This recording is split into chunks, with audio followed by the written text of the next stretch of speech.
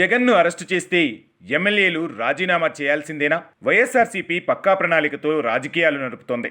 Liquor స్కామ్లో జగన్మోహన్ రెడ్డిని arrest చేయడం ఖాయమని తేలిపోయింది. తదుపరి వ్యూహంపై దృష్టి సారించింది వైసీపీ అధిష్టానం. ఇందులో భాగంగా ఆందోళనలు చేయడంతో పాటు రాజీనామాల వ్యూహాన్ని కూడా సిద్ధం చేసుకుంటున్నారట జగన్మోహన్ రెడ్డి ఈ విషయంలో పట్టుదలగా ఉన్నారట. రాజీనామా చేసి ప్రజాగ్రహం ఏమిటో ప్రభుత్వానికి తెలిసేలా చేయాలనుకుంటున్నారట జగన్.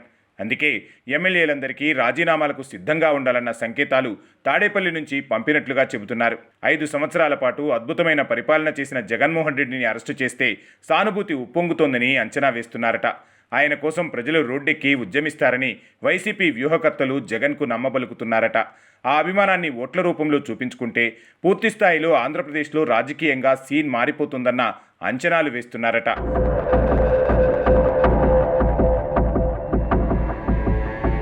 అందుకే జగన్ని అరెస్టు చేయగానే జగన్తో పాటు అందరూ రాజీనామాలు చేసి ప్రజల వద్దకు వెళ్లేలా ప్లాన్ ఖరారు చేశారట.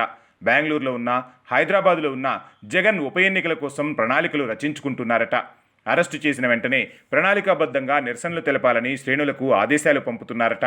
జగన్ను అరెస్టు చేసిన దగ్గర నుంచి ప్రణాళికాబద్ధంగా నిరసనలు భారీగా జరిగేలా ప్లాన్ చేసుకుంటున్నారు. మండల, గ్రామస్థాయి నుంచి కార్యకర్తలకు సందేశాలు కూడా పంపుతున్నారట. వారు ఎంతమంది యాక్టివ్ అవుతారన్నది చెప్పడం కష్టమే. జగన్కు కష్టం వస్తుందనుకున్నప్పుడు అందరూ రోడ్ల మీదకు రావాలని, రచ్చ చేయాలని చెబుతున్నారు.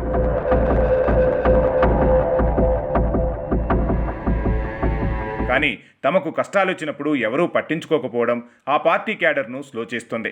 అందుకే వారిని మోటివేట్ చేయడానికి ఇప్పటికే పలు రకాల చర్యలు చేపడుతోందట వైసీపీ అధిష్టానం. మరి రాజీనామాలకు ఎంతమంది ఎమ్మెల్యేలు అంగీకరిస్తారు అనేది కూడా ఇప్పుడు $1 మిలియన్ ప్రశ్నే.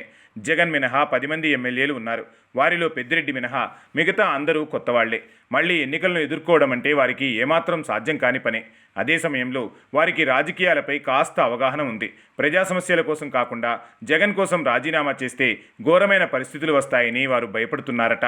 జగన్ ఆదేశాలను ఉల్లంఘించి రాజీనామాలు చేసే ప్రసక్తే లేదని అంటే జగన్ పరువు పోతుంది. అందుకే వీరితో సజ్జల డీల్ చేస్తున్నట్లుగా తాడేపల్లిలో గుసగుసలు వినిపిస్తున్నాయి. చూడాలి మరి జగన్ మాట ఎమ్మెల్యేలు వింటారా? రాజీనామా చేస్తే ప్రజలు జగన్ను మరలా ఆదరిస్తారా అనేది మాత్రం కాలమే సమాధానం చెప్పాలి.